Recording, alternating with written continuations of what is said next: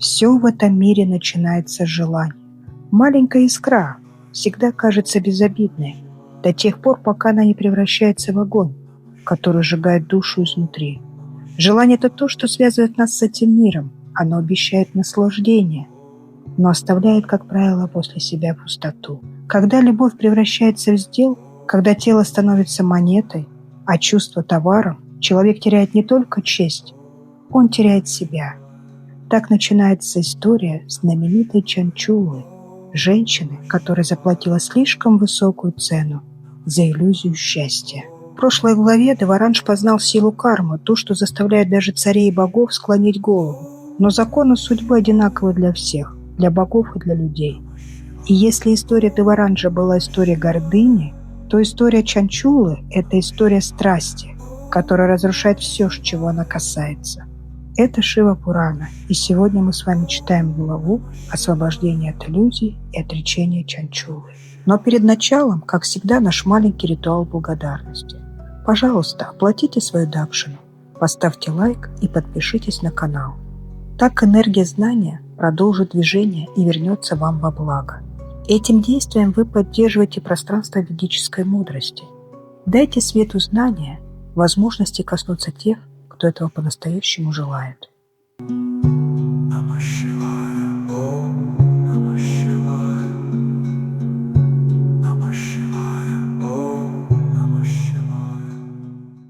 Освобождение от иллюзий и отречение Чанчулы. Шаунака сказал: «О Сутта, наделенный великим разумом, ты безмерно благословен и всеведущ. Твоей милостью я испытываю счастье снова и снова. Когда я слышу это древнее предание, сердце мое переполняется радостью. Расскажи, пожалуйста, еще какую-нибудь историю, которая столь же углубляет преданность Шиве. Нигде в этом мире не найти тех, кто пил нектар и в то же время обретал освобождение. Но с нектаром повествования о Шиве все обстоит совершенно иначе. Когда его пьют, он сразу же дарует освобождение».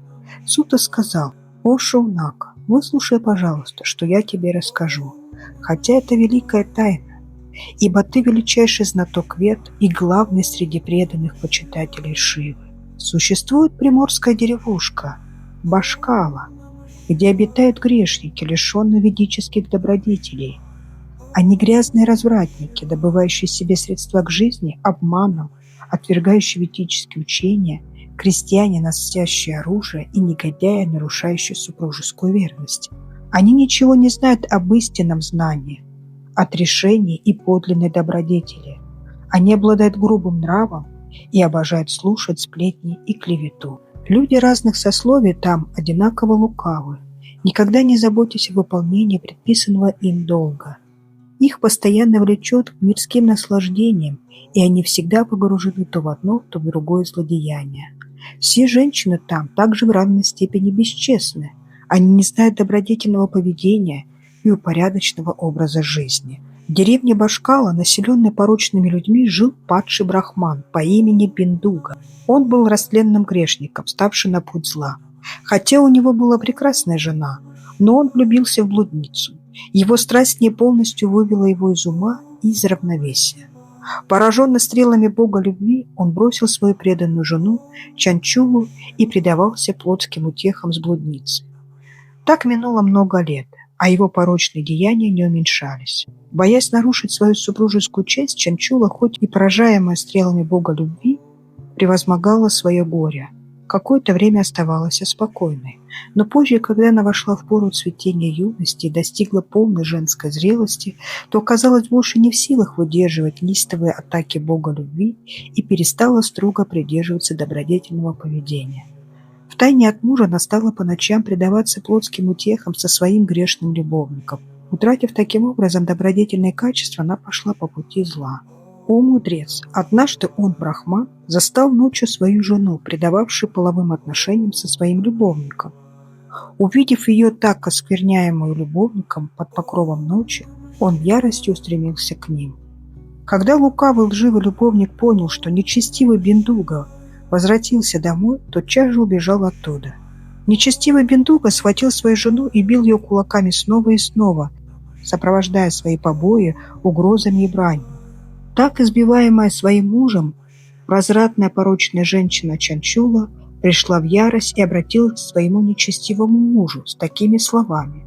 Чанчула сказала: «Ты, мерзавец, каждый день предаешься разврату с блудницей.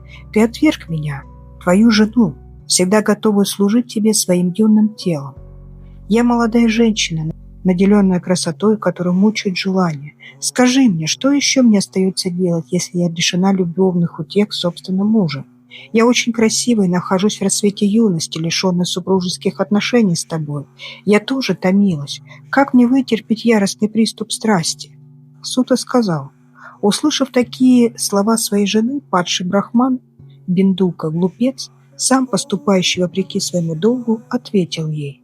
Биндука сказал: «Все, что ты сказала сердцем, охваченной страстью, чистая правда. Мила, послушай, пожалуйста, что я тебе скажу. Это будет для тебя благом, не бойся. Предавайся плотским утехам с любым количеством любовников. Пусть сердце твое не знает страха. Вытягивай из них как можно больше богатства и дари им половое наслаждение в избытке. Все их богатства ты должна будешь отдавать мне. Ты знаешь, что я люблю свою подругу. Так мы оба окажемся в выигрыше». Услышав эти слова мужа, Чанчула необычно обрадовалась и согласилась на его подлое предложение. Так, закончив свою гнусную сделку, оба нечестивца, муж и жена, безбоязненно продолжили свои грязные дела. Таким образом, глупая чета провела много времени, предаваясь своим греховным занятиям.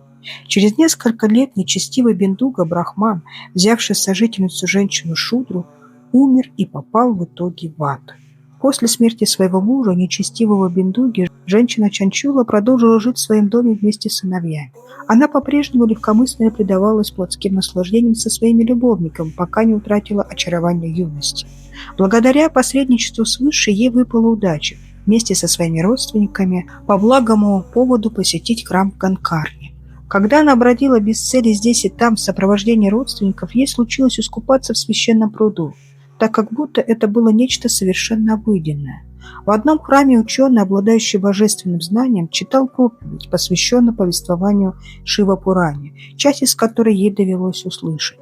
В отрывке, который достиг ее ушей, в определенной связи говорилось о том, что женщина, которая предавалась блуду со своими любовниками, слуги Ямы, заливают во влагалище красное расплавленное железо. Этот рассказ, который знаток Пуран привел, чтобы усилить у верующих чувство отвращения, заставил женщину дрожать от страха. Когда проповедь закончилась и все люди разошлись, полная ужасом женщина подошла к ученому брахману и по секрету обратилась к нему.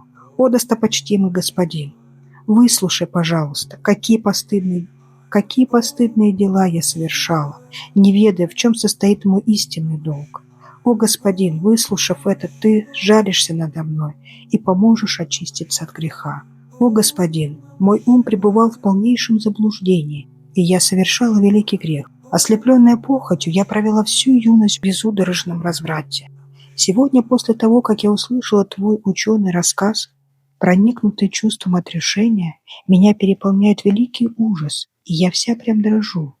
Увы, мне, глупой женщине, ослепленной похотью, достойной хулы, привязанной к мирским наслаждениям и поступающей вопреки приписанному долгу.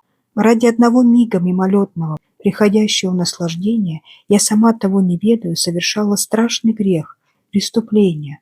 Увы, я не знаю, к какому ужасному исходу это меня приведет. Ум мой неизменно устремлен ко злу. Какой мудрец придет мне там на помощь? Когда придет смерть, как я встречусь лицом к лицу с внушающим ужасом посланником Ямы? Что я почувствую, когда они силой накинут на мою шею аркан? Как я смогу вытерпеть, когда в аду мое тело станут разрубать на мелкие куски? Теперь я оплакиваю свою судьбу. Как мои органы чувств смогут спокойно продолжить свою работу в течение дня? Мучимой скорбью, как я могу спокойно спать по ночам теперь? С какой стороны ни взгляни, я обречена. Я виновна во всех видах грехов. О, злосчастная судьба! Это ты так увлекла меня на путь зла. С отвратительным упрямством ты заставляла меня совершать великие грехи. Я пренебрегла предписанным мне долгом, выполнение которых принесли бы мне совершенное счастье. О, Брахман, боль, которую я сейчас испытываю, в десятки миллионов раз сильнее той, что чувствует человек, посаженный на кол или сброшенный с высоты высокой горы. Мой грех столь велик, что от него невозможно очиститься, даже если принимать омовение в Ганге в течение сотен лет или совершать сотню жертвоприношений. Что мне делать? Куда я направлю стопы? В ком приму прибежище? Я паду в океан преисподней. Кто в этом мире спасет меня? О, благородный господин, ты мой наставник, ты моя мать, ты мой отец. Я прошу тебя даровать мне твое прибежище. Мудрый брахман спас Чанчулу, которая прониклась отвращением к мирским делам и пала к его стопам. Тогда тот брахман сказал следующее. В тот миг наступила тишина, даже ветер стих, словно весь мир замер, ожидая его слов. Что он сказал ей и как он ее спас, мы узнаем в следующей главе с вами. Продолжение истории спасения Чанчулы. Пусть каждый звук, исходящий из Шива Пураны, несет вам очищение и свет, индомания пространства ведической мудрости, место вашей силы. До новых встреч! Namaste.